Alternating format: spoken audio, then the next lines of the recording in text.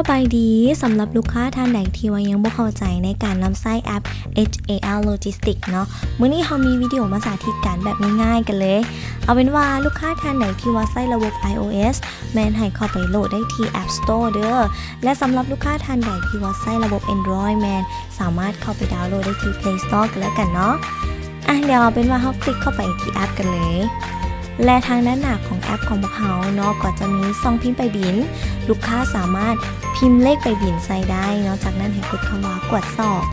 จากนั้นก็จะเห็นสถานะพัสดุของเขาเนาะและสามารถรู้ได้ว่าเครื่องของเขานี่โฮสาขาไปทางแล้วหรือยังเนาะหรือว่าจะสามารถสแกนบาร์โค้ดก็ได้เนาะแบบง่ายๆกันเลยลูกค้าก็ยังสามารถเห็นสถานะพัสดุเช่นเดียวกันซึ่งนอกจากนี้แล้วเนาะลูกค้าก็ยังสามารถเบิ่งข้อมูลสถานที่เบอร์โทรแต่ละสาขาทั่วประเทศได้อีกด้วยโดยการกดเข้าไปที่แท็บสาขาทางด้านลุ่มเลยและเฮาก็สามารถเห็นรายละเอียดต่างๆเนาะว่าแต่ละภาคมีจักสาขาบ่ว่าจะเป็นสาขาภาคเหนือสาขาภาคกลางสาขานครหลวงและสาขาภาคใต้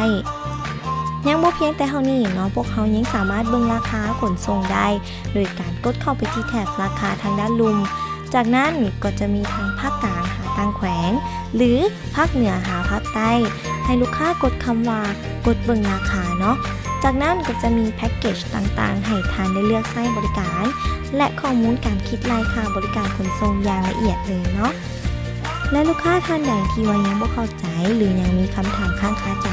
สามารถโทรสอบถามข้อมูลเพิ่มเติมกับพวกเราได้ที่เบอร์020 555 8210หรือ020 598 50248หรือว่าจะส่งมาทางอีเมลก็ได้เช่นเดียวกันและสำนักงานใหญ่ของพวกเราเนาะตั้งอยู่ที่บ้านทองค่าเมืองจันทบุรีแขวงนครหลวงเวียงจันทน์